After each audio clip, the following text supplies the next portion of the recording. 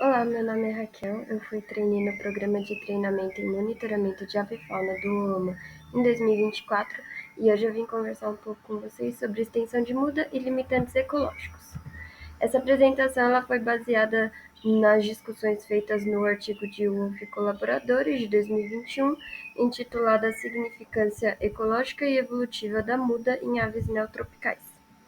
Bom, então eu queria começar discutindo que a história de vida das aves ela é moldada por condições ambientais e ecológicas. Então, clima, sazonalidade, disponibilidade de recursos, predação, competição vão influenciar os três principais eventos na vida de uma ave, que é a migração, a muda e a reprodução. E esse efeito bioclimático ele pode ser especialmente comparado através do gradiente latitudinal, já que diferentes fatores ambientais vão gerar diferentes pressões seletivas, e essas pressões seletivas, consequentemente, vão influenciar diferentes estratégias de vida nas aves. Então, em sistemas temperados, o que a gente encontra são estratégias de vidas aceleradas, e em sistemas tropicais, o que dizemos de estratégias de vidas lentas. E o que são uma estratégia de vida acelerada. Então, o que a gente encontra em sistemas temperados é que eles são altamente influenciados pela sazonalidade, então clima e disponibilidade de recursos, de forma que as aves, para se adaptar a isso, elas apresentam períodos intensos e distintos de reprodução, muda e migração. Isso é condizente com a hipótese de limitação de muda, em que as aves evitam a sobreposição de processos de alto custo energético de uma maneira adaptativa. Por outro lado, quando a gente olha para os sistemas tropicais, onde sofre uma menor limitação por clima, disponibilidade de recursos, a extensão do período reprodutivo e a necessidade ou não de migração, o que a gente encontra é que espécies em um mesmo ambiente elas podem apresentar uma variação fenológica de ciclos de vida muito grande. Então, os autores trazem um exemplo de furnarídeos na Amazônia Central, em que um mesmo ambiente, aves da mesma família vão apresentar ciclos de vida diferentes. Então, espécies de vira-folhas elas vão ter picos reprodutivos entre fevereiro a junho e espécies de arapaçu, também da família furnarídeo, no mesmo ambiente, elas vão apresentar esse pico reprodutivo de junho a dezembro. Bom, e nessas discussões de estratégias de vida, a gente está falando de diferentes alocações de recurso e energia entre manutenção individual e reprodução, o que a gente chama de trade-off, para maximizar o fitness das espécies. Nesse contexto, quando a gente fala de manutenção individual, a gente vai estar falando especificamente de muda. E o que é a muda? A muda é a troca periódica e previsível das penas das aves, que ocorrem todos os anos para todas as aves, basicamente porque as penas desgastam e é necessário a troca para a sobrevivência das aves, como a gente pode ver nessa imagem.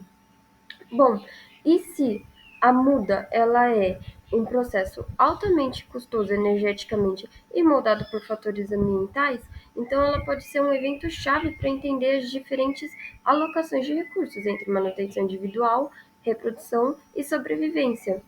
Também o que a gente encontra a partir disso é uma alta variação em alguns traços das mudas, podendo ser o momento em que essa muda acontece, a duração até essa muda ser finalizada, a extensão da muda no sentido de quantas penas são trocadas e a quantidade de mudas inseridas entre as espécies de aves.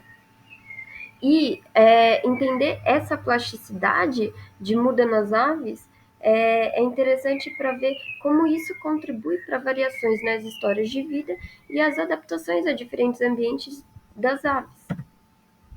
Voltando a olhar para os sistemas tropicais, a gente percebe que ambientes com uma menor influência sazonal vão ter influência direta nos trade-off entre manutenção individual e reprodução, de forma que as aves nesses ambientes elas vão poder alocar mais energia em manutenção individual do que reprodução.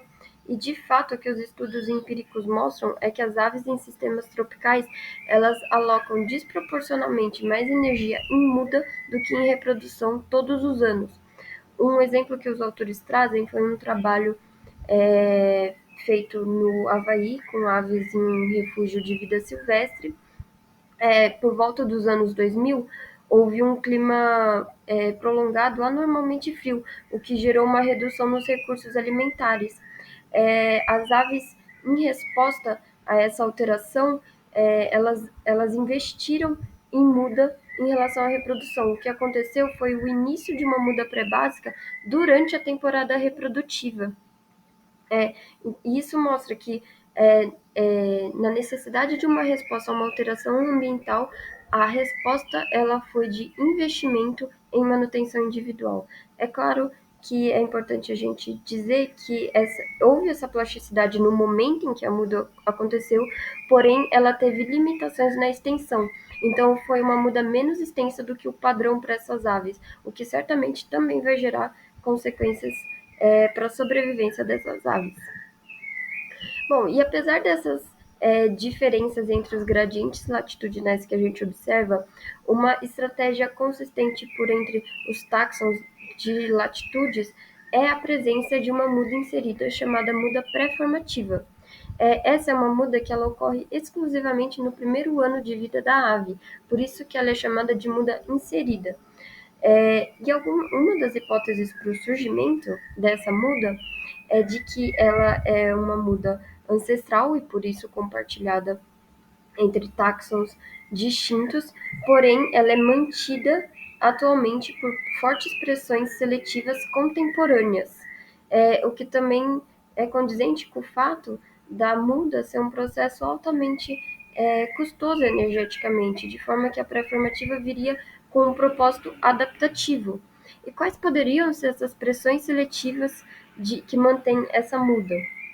Primeiramente, a necessidade de substituição de penas juvenis de má qualidade por penas formativas de maior qualidade para a sobrevivência da ave até o próximo ciclo de muda pré-básica. A outra pressão seria a necessidade de substituição de penas juvenis crípticas por penas formativas de sinalização social e sexual. Bom, e apesar dessa consistência de presença da pré-formativa, o que a gente vê é uma grande variação na extensão da muda pré-formativa entre as espécies de aves. Novamente, no sentido de quantas mudas são trocadas, quantas penas são trocadas nessa muda, desculpa. E aqui eu trouxe 3 aves que ocorrem na Serra da Mantiqueira, que vão ter diferentes extensões. Então, a gente tem primeiro a choca da mata, que tem uma extensão parcial da pré-formativa, no sentido de que ela troca as penas de corpo até uma variedade de quantidade de grandes coberteiras. Aí a gente tem a papatoca do sul, que tem uma extensão incompleta, então ela vai trocar as penas de corpo e uma variedade de penas de voo, até o Tiê Preto, que vai ter uma extensão completa da pré-formativa, no sentido de que ele vai trocar todas as penas. E, dessa forma, o que os autores predizem é que, se a extensão da muda pré-formativa ela reflete balanço na necessidade de troca de penas necessárias para sobrevivência e reprodução, e ela é limitada energeticamente, então as diferenças ecológicas de hábitat, forrageamento e comportamentos reprodutivos entre as espécies vão gerar padrões previsíveis da extensão de muda pré-formativa. A partir daqui, eles trazem alguns cenários em que isso poderia ser observado e estudado. Então, a gente tem, por exemplo, os dendrocolaptíneos, praticamente são os arapaçus. Virtualmente, todos eles têm uma pré-formativa completa. Primeiro, é importante a gente saber que a plumagem formativa ela não difere da plumagem juvenil, o que exclui a possibilidade de ser uma necessidade de sinalização sexual ou social. No entanto, o que a gente sabe sobre esse grupo de aves é que eles têm uma predisposição à abrasão muito grande das penas, porque o forrageamento deles é em galhos secos, caules, o que vai gerar um estilo de vida mais abrasivo. Então faz sentido que uma pré-formativa completa venha de forma adaptativa a uma estratégia de vida abrasiva. Por outro lado, os piprídeos, os tangarás, eles, apesar da diversidade de habitat que eles ocupam, têm uma menor predisposição ao desgaste dessas penas. E virtualmente todos os piprídeos fazem uma pré-formativa parcial. Então não haveria necessidade de fazer uma pré-formativa tão extensa. E é claro que outros elementos temporais e espaciais também podem influenciar a muda pré-formativa. Então, os autores trazem uma possível correlação entre tempo de saída de ninho e extensão de muda. Como que isso funcionaria? Então, aves que enfrentam uma maior taxa de predação em ninho, elas investiriam em um crescimento acelerado das penas juvenis, que por consequência geraria penas juvenis de menor qualidade. Assim, após a saída do ninho, elas precisariam fazer uma muda pré-formativa mais rapidamente, mais próxima à saída do ninho e mais extensa para substituir essas penas de má qualidade. Por outro lado, aves que enfrentam uma menor taxa de predação no ninho poderiam alocar mais energia em um crescimento lento das penas juvenis, gerando penas de maior qualidade. Consequentemente, após a saída do ninho, não seria necessário uma pré-formativa tão extensa e tão rápida. Agora, saindo um pouco desse cenário de hipóteses, os autores trazem um estudo feito que descreveu as estratégias de muda de alguns taminofilídeos na Amazônia Central, o que vai mostrar para a gente a complexidade entre essas variações nas estratégias de muda e essas diversas facetas ecológicas. Então, estudaram especificamente espécies com dimorfismo sexual e o que eles viram foram 3 estratégias de muda distintas. Algumas espécies fazem uma muda pré-formativa parcial, o que vai gerar uma plumagem de aspecto de fêmea. Outras espécies também fazem uma pré-formativa parcial, gerando uma subsequente plumagem com aspecto dimórfico, então machos e fêmeas podendo ser separados. Outras espécies fazem uma pré-formativa de extensão completa, e a plumagem subsequente ela tem um aspecto de adulto logo na saída do ninho. A hipótese é de que uma rápida aquisição de uma plumagem com aspecto de adulto pode facilitar a aquisição de territórios para aves que dispersam rapidamente do território parental assim que saem do ninho. Então, aqui a gente estaria vendo um caso de que a variação na extensão de muda pode influenciar os padrões de dispersão natal e aquisição de territórios. Eu trouxe esse exemplo só para a gente ver a complexidade em que a relação entre extensão de muda e fatores ecológicos pode tomar. Bom, e o que eu queria trazer nessa apresentação é que a muda ela pode funcionar como um traço adaptativo para as aves.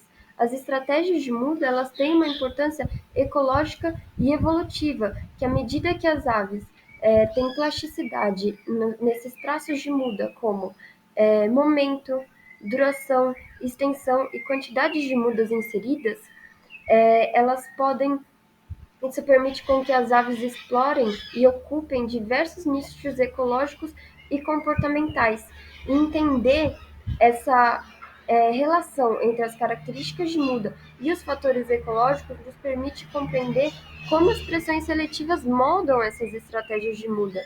Essas estratégias de muda que, consequentemente, se relacionam a quais investimentos são feitos entre manutenção individual e reprodução.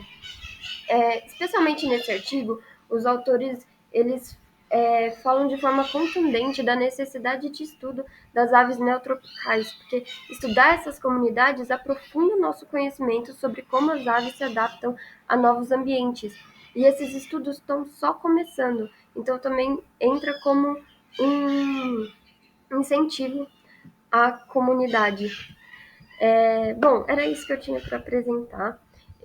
Se você se interessou pelo assunto, eu recomendo ler na íntegra o artigo dos autores. Aqui eu só pude trazer uma parte das discussões feitas. O artigo traz diversas outras situações e hipóteses e discussões que são muito interessantes.